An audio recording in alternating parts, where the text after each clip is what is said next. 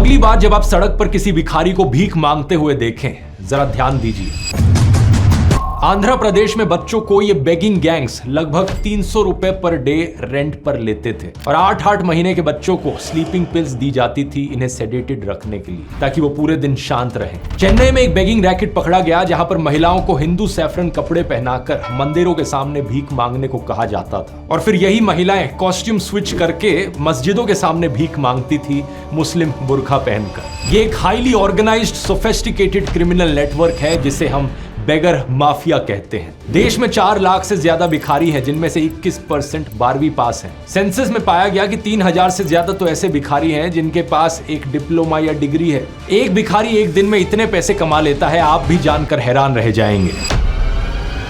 नमस्कार दोस्तों, साल 2022 की बात है। एक daily veg labourer Suresh Manjhi काम की तलाश में बिहार से कानपुर आया था। ये कानपुर के यशोदा नगर स्लम क्लस्टर में रह रहा था। एक दिन इसकी मुलाकात होती है विजय नाम के एक आदमी से, जो इसे काम दिलाने की बात करता है। इसके लिए ये इसे कानपुर के झक्करकट्टी ब्रिज के नीचे आने को कहता है। लेकिन अगले दिन जैसे ही सुरेश वहां पर पहुंचता है, अचानक से इसके पीछे से कोई आता है, इसके मुंह पर काला कपड़ा डालकर इसे किडनैप कर लेता है।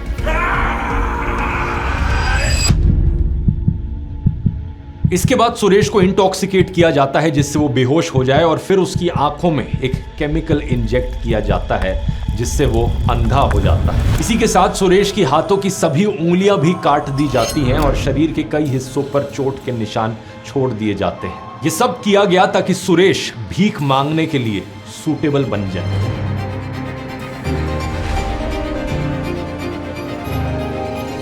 कुछ दिन बाद सुरेश को इस गैंग के द्वारा बेच दिया जाता है 70,000 रुपए में एक महिला को। बाद में उसे राज नाम का एक आदमी गोरखधाम एक्सप्रेस से दिल्ली लेकर आया। दिल्ली पहुंचकर उसे भीख मांगने के लिए एक जगह पर लाकर छोड़ दिया गया। ये लोग सुरेश और उसके जैसे बाकी भिखारियों को सिर्फ 2 रोटियां देते थे दिन की, ताकि वो पतले रहें और लोगों को इनको देखकर दया आए। और हर दिन इसके अलावा इन्हें टॉर्चर किया जाता, शरीर में बार बार कोई ना कोई केमिकल इंजेक्ट किया जाता। समय के साथ साथ क्रूरताएं इस हद तक पहुंच गई कि सुरेश का शरीर और बर्दाश्त नहीं कर सका। उसे इन्फेक्शन हो गया। उसकी हालत इतनी खराब हो गई कि वो पैसे के लिए भीख मांगने भी बाहर नहीं निकल सकता। अब जिस गैंग के लोगों ने उसको खरीदा था वो सुरेश की रिप्लेसमेंट चाहते थे। सुरेश की खराब हेल्थ को देखकर राज ने सुरेश को विजय के साथ कानपुर वापस भेज दिया, लेकिन कानपुर में भी जबरदस्ती उससे भीख मंगवाने का काम जारी रखा गया। सुरेश को सुबह से लेकर शाम तक बिना ब्रेक के शहर के मेन चौराहों पर खड़ा रहना पड़ता भीख मांगने के लिए। जो भी भीख मांगकर पैसा वो कलेक्ट करता, दिन के अंत में उसके किडनैपर्स सारा पैसा जब्त कर लेते। कुछ महीनों बाद जब सुरेश की हालत और बिगड़ गई तो उसके किडनैपर्स उसे डंप करके चले गए। उसके बाद जैसे तैसे करके सुरेश अपने घर पहुंच पाया और उसकी हालत इतनी खराब थी कि उसके परिवार के लोग भी उसे पहचान ना सके। ये कोई इमेजिनरी कहानी नहीं है दोस्तों। हालांकि कहानी को दोहराते वक्त AI वीडियोस का इस्तेमाल किया गया आपको इस कहानी को दिखाने के लिए, लेकिन ये सच में हुआ है। यहाँ स्क्रीन पर आप सुरेश के असली फोटोज देख सकते हो। बाद में एक लोकल MLA ने इनकी परिवार की मदद करी कंप्लेन कराने में, जिसकी वजह से ये खबर पब्लिक में आ पाई। साथ ले जाकर उसका हाथ पैर तोड़ा गया। भीख मंगवाने का मामला सामने आया। सुनसान स्थान पर हाथ पैर तोड़ दिए और 12 दिनों तक अपने घर में कैद रखा। बाद में दांत तोड़ दिए गए, आंखों को भी नुकसान पहुंचाया गया। उसके बाद कानपुर में बस स्टैंड के पास बनी बस्ती में एक औरत के पास छोड़कर भाग गया, जहां पर जहरीले इंजेक्शन लगाए गए। लेकिन सुरेश का केस कोई आइसोलेटेड केस नहीं है दोस्तों। ये एक highly organised sophisticated criminal network है जिसे हम बेगर माफिया का नाम दे सकते हैं। भारत में ऑर्गेनाइज्ड बेगिंग एक 1.5 लाख करोड़ की इंडस्ट्री है जिसमें लाखों लोग, खासकर बच्चे और महिलाएं शामिल हैं। जब सड़क पर आप किसी भिखारी को पैसे देते हो, ये पैसे किसके पास जाते हैं? आखिर एक दिन में भिखारी कितना कमा लेते हैं? कैसे इतने बड़े पैमाने पर यह माफिया काम करता है और क्या यहाँ सॉल्यूशंस हैं? आइए समझते हैं इस पूरे मुद्दे को गहराई से आज के इस वीडियो में।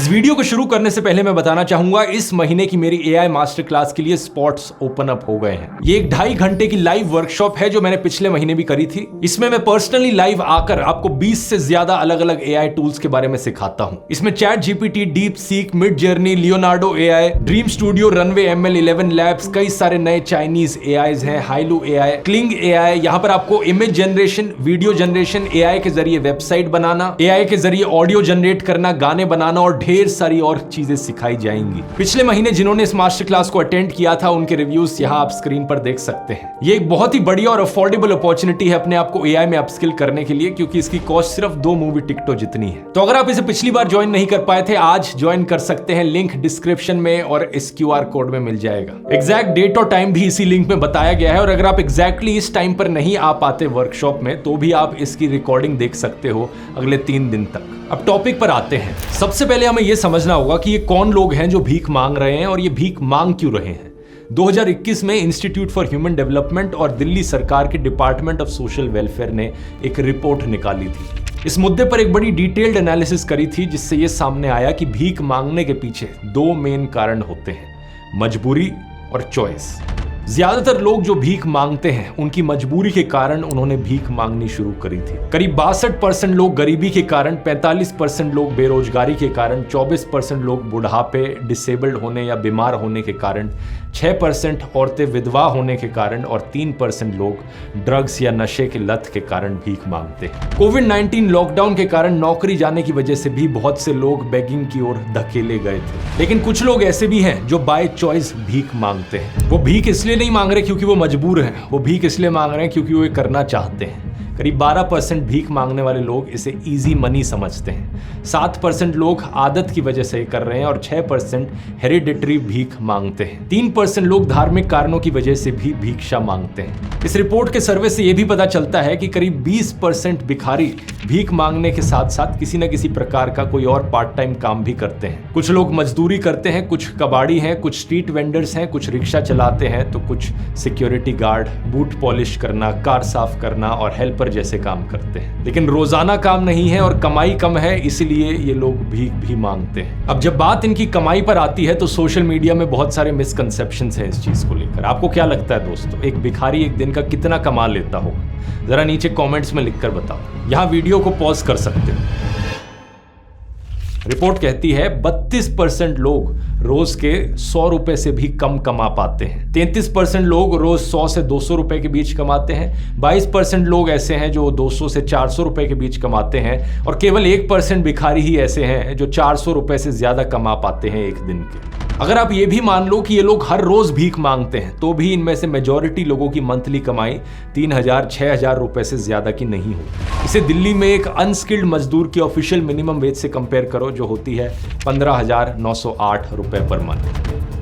इतनी कम कमाई, और अब सोच कर देखो इनमें से कई सारे लोग तो ऐसे हैं जो किसी ना किसी माफिया का शिकार हैं। तो जो पैसा ये कमा रहे हैं वो खुद के लिए भी नहीं रख पाते। दिन खत्म होने के बाद इन्हें अपना सारा पैसा अपने गैंग लीडर को देना होता है। इस पूरे माफिया ऑपरेशन को वैसे समझने के लिए पहले हमें यह समझना होगा कि इन लोगों को रिक्रूट कैसे किया जाता है। ऑर्गेनाइज्ड बेगिंग रिंग्स सबसे कमजोर लोगों को अपना टारगेट बनाते हैं।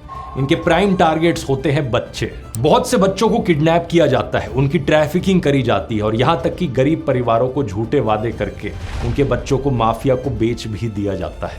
इंडिया में हर साल अप्रोक्सीमेटली 60,000 बच्चे गायब होते हैं और इसमें से बड़ी संख्या के बच्चों को जबरदस्ती बेगिंग के काम में लगाया जाता है। कुछ गैंग्स तो अक्सर बच्चों को रेंट पर भी ले लेते हैं उनसे भीख मंगवाने के लिए। डेस्परेट गरीब पेरेंट्स जिनके पास और कोई कमाई का जरिया नहीं बच जाता, वो अपने बच्चों को रेंट पर दे भी देते हैं कुछ पैसों के बदले। अरे यलम्मा, ये बच्चे का क्या गुड़गुड़ चालू है तुम लोग का?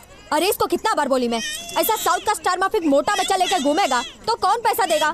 किसी को दया ही नहीं आती है। मेरा बच्चा, इसको बोला भाड़ा कम करने को। अरे क्या भाड़ा कम करना, परिवर्तन नहीं तो छोड़ देना, मैं दूसरे सिग्नल पे चढ़ाएगी मेरे बाबला को। चल रहे। उदाहरण के तौर पर आंध्र प्रदेश में बेबीज को बेगिंग गैंग्स लगभग 300 रुपए प्रतिदिन रेंट पर लेते थे और इन बेबीज को ओपियम या स्लीपिंग पिल से सेडेटेड रखते थे ताकि वो पूरे दिन शांत रहें, रोए ना। एक और उदाहरण कोलकाता बेस्ड एक बेगिंग रिंग जिसमें बांग्लादेशी और इंडियन मेंबर्स दोनों थे। 8 साल तक छोटे लड़कों को रूरल एरिया से किडनैप करके उन्हें ट्रेन्स और स्टेशंस पर भीख मंगवाते थे। एक केस में तो इन्फेंट्स को कफ सिरप सिरप दी जाती थी ताकि उन्हें नशे में रखा जा सके। इसे ट्रैफिकिंग कहा जाता है और इन बच्चों को एजुकेशन और बेसिक राइट्स के बारे में कभी नहीं बताया जाता। ये हैंडलर्स अक्सर बच्चों को भूखा भी रखते हैं ताकि वो दुबले पतले दिखे, रोते हुए दिखे, जिससे पब्लिक उन्हें देखकर ज्यादा सिंपैथी फील करे और ज्यादा पैसे दे। सबसे खौफनाक केसेस के बारे में मैं ज्यादा डिस्कस नहीं करूंगा क्योंकि बहुत ही डिस्टर्बिंग डिटेल्स हैं जो सुरेश की कहानी में हुआ, सुरेश के साथ किया गया, वही अक्सर कुछ गैंग मेंबर्स बच्चों के साथ भी करते हैं। बेगिंग माफिया भीख मांगने को एक बिजनेस की तरह चलाता है। ज्यादा से ज्यादा पैसे इकट्ठे करना और भिखारियों पर कंट्रोल बनाए रखना अलग अलग तरीकों से। यहाँ पर टेरिटोरियल कंट्रोल भी देखने को मिलता है। जो गैंग्स होते हैं वो अपना अलग अलग एरिया बांट लेते हैं और गैंग्स ये भी जानते हैं कि सबसे ज्यादा पैसे कौन से एरियाज में मिलेंगे। मंदिर के पास, मस्जिद के पास, ट्रेन स्टेशन पर, बस स्टैंड पर, जहां जहां ज्यादा लोगों की भीड़ देखने को मिलती है। इन गैंग्स को यह भी पता होता है कौन से एरियाज में कौन से भिखारी भीख मांग रहे हैं और अगर कोई भिखारी इंडिपेंडेंटली भीख मांगना चाहता है बिना इस गैंग का हिस्सा बने तो उसे बहुत स्ट्रगल करना पड़ता है क्योंकि इन गैंग्स को बहुत सारी चीजें पता हैं जो एक इंडिपेंडेंट भिखारी को ना पता। इधर क्या है, हफ्ते के हफ्ता पैसा दो तो म्युनिसिपैलिटी, पुलिस कोई भी आसपास नहीं फटकती।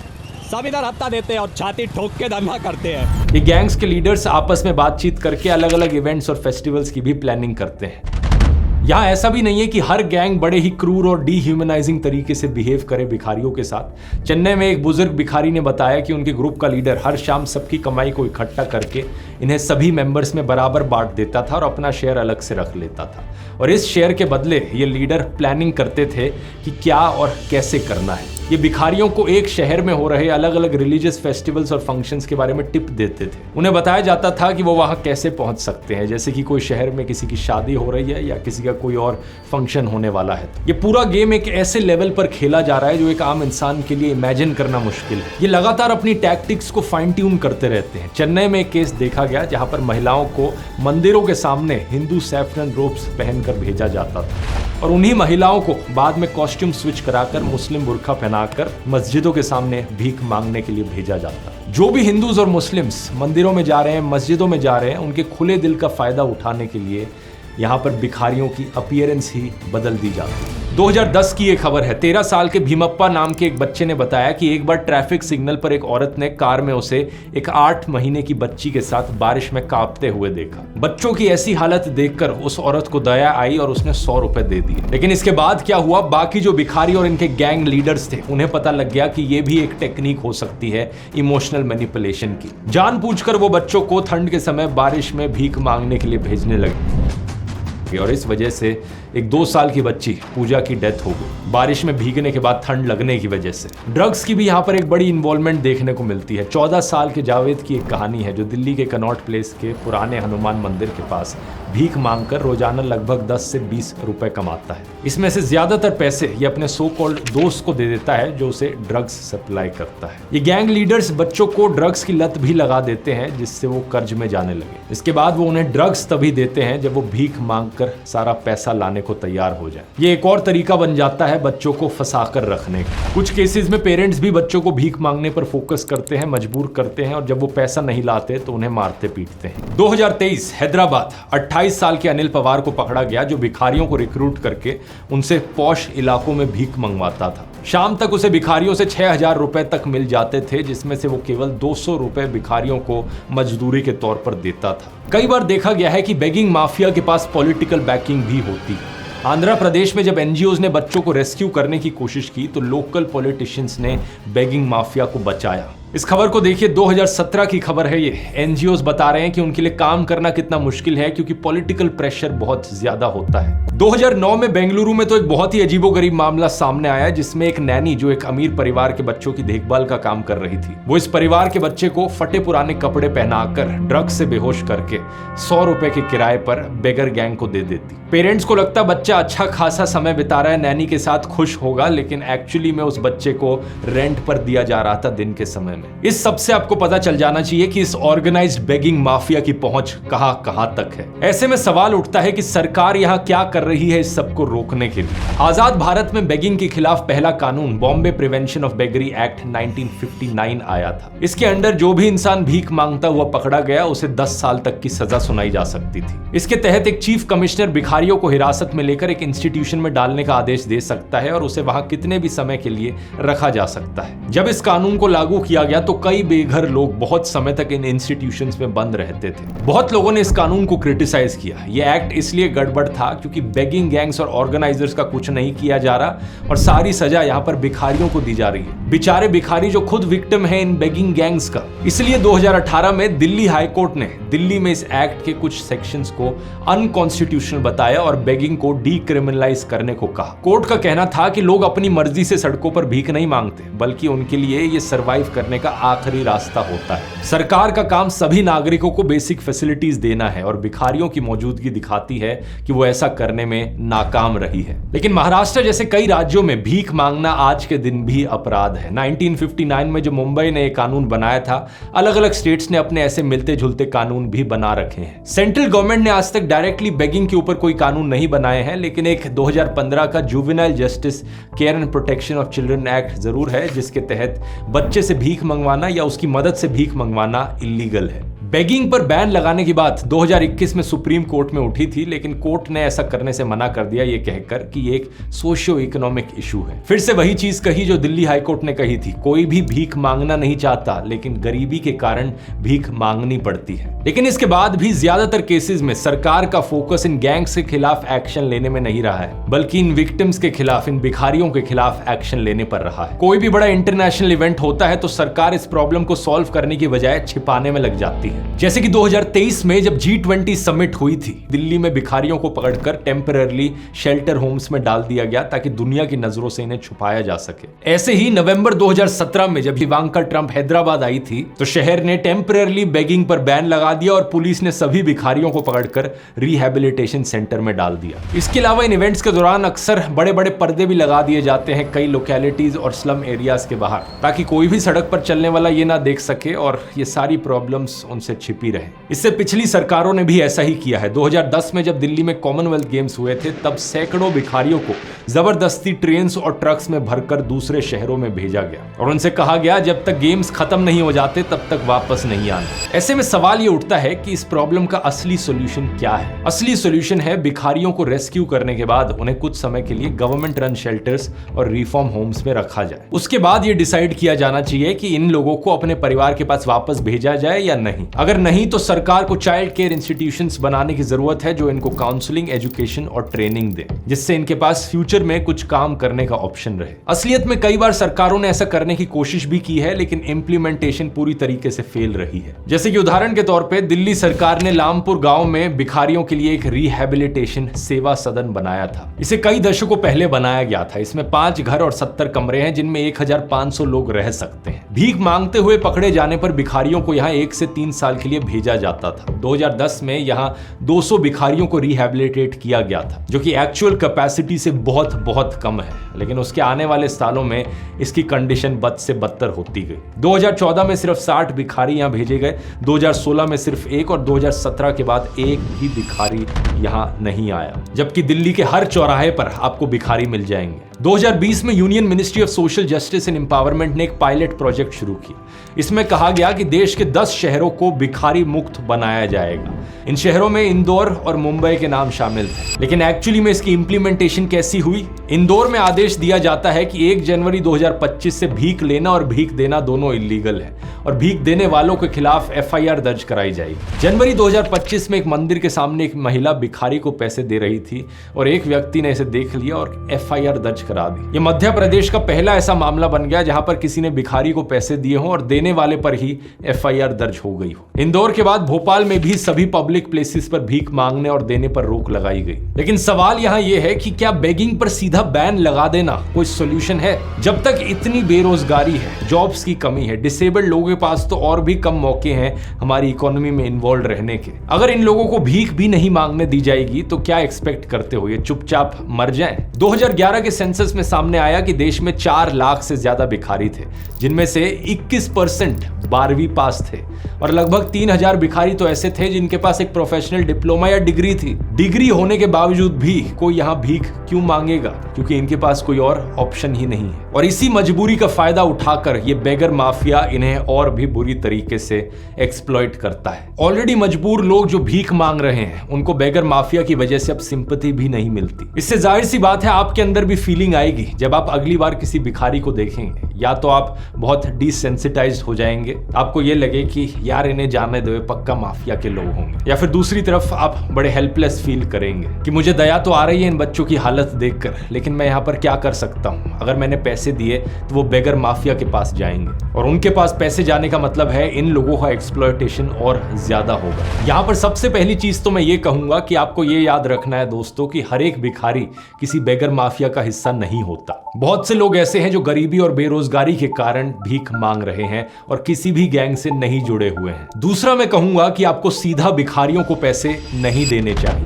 क्योंकि आपके लिए बताना मुश्किल है कि कोई भिखारी यहाँ पर इंडिपेंडेंटली काम कर रहा है, सिर्फ मजबूरी के कारण भीख मांग रहा है, या फिर वो किसी बड़े बेगर माफिया का हिस्सा है। इसलिए इन्हें पैसे मत दीजिए, लेकिन आप इनकी मदद कर सकते हैं कई और तरीकों से। अगर आपको इन्हें देखकर लगता है कि ये भूखे हैं तो डायरेक्टली आप इन्हें खाना दे सकते हैं। इसके अलावा आप इन्हें कपड़े या दवाइयां जैसी चीजें दे सकते हैं जो डायरेक्टली इनके लिए यूज की होंगी। और अगर आपके पास और समय है तो आप गाड़ी से बाहर निकलकर इनके साथ डिटेल में बात कर सकते हैं, इनकी प्रॉब्लम समझ सकते हैं और फिर आपको लगे तो आप इन्हें कुछ काम दे सकते हैं। और पैसे आपको देने ही हैं तो उन एनजीओज को दीजिए जो यहाँ पर काम कर रहे हैं भिखारियों को रिहैबिलिटेट करने का और इनकी स्किल डेवलपमेंट का। इसके अलावा बच्चों की एजुकेशन को सपोर्ट करने वाले प्रोग्राम्स की भी आप मदद कर सकते हैं। कई ऐसे एनजीओज हैं जो गरीब बच्चों को पढ़ाने का काम करते हैं, जैसे कि एक है टीच फॉर इंडिया। ये एक 2 साल का फेलोशिप प्रोग्राम रखता है। अगर आप एक कॉलेज ग्रेजुएट हैं या वर्किंग प्रोफेशनल हैं तो अपने फ्री टाइम में बच्चों को पढ़ाने का काम कर सकते हैं खुद से। अगर आपको बच्चे भीख मांगते हुए दिखते हैं और आपको ये दिखता है कि कई सारे बच्चों को एक जैसी चोट लगी हुई है, कोई बच्चा नशे में दिख रहा है या कोई व्यक्ति भिखारियों से पैसा इकट्ठे करते हुए दिख रहा है, ऐसे केस में आप इसकी जानकारी पुलिस को दे सकते हैं। फाइनली याद रखिए, भिखारियों से हमेशा सम्मान से पेश आएं। अगर आपको उनसे बात करनी है तो अच्छे से बात करें, आंखों में देखकर बात करें, ठीक लगे तो उनका नाम पूछिए, उन्हें जज करने से बचें। याद रखिए, ज्यादातर भिखारी ह्यूमन ट्रैफिकिंग, एक्सप्लॉयटेशन या गरीबी का शिकार है। एक लार्जर स्केल पर यह प्रॉब्लम तभी सॉल्व हो सकती है जब सरकार यहां पर एक्शन ले। बेगिंग को डीक्रिमिनलाइज करना होगा, वेलफेयर स्कीम्स का दायरा बढ़ाना पड़ेगा, स्कीम्स का असर देखने के लिए टेक्नोलॉजी की मदद से अच्छी मॉनिटरिंग करनी होगी और लोगों की रिहैबिलिटेशन इस तरीके से करनी होगी कि समाज में उनकी हिस्सेदारी बढ़े। AI मास्टर क्लास को ज्वाइन करने का लिंक नीचे डिस्क्रिप्शन में मिल जाएगा। और अगर ये वीडियो आपको पसंद आया तो मैंने ऐसे ही और वीडियोस बनाए हैं कई सारे सोशियो कल्चरल टॉपिक्स पर। ऐसी ही एक और इंटरेस्टिंग कहानी है सोमालिया के गरीब और बेरोजगार लोगों की। यहाँ देश की हालत इतनी बुरी थी कि इन लोगों के पास भीख मांगने का भी ऑप्शन नहीं था। ऐसे में इन्होंने मजबूरी में रास्ता अपनाया पायरेसी का और ये बन गए सोमालियन पायरेट्स। यहाँ क्लिक करके इनकी कहानी जान सकते हैं। बहुत बहुत धन्यवाद।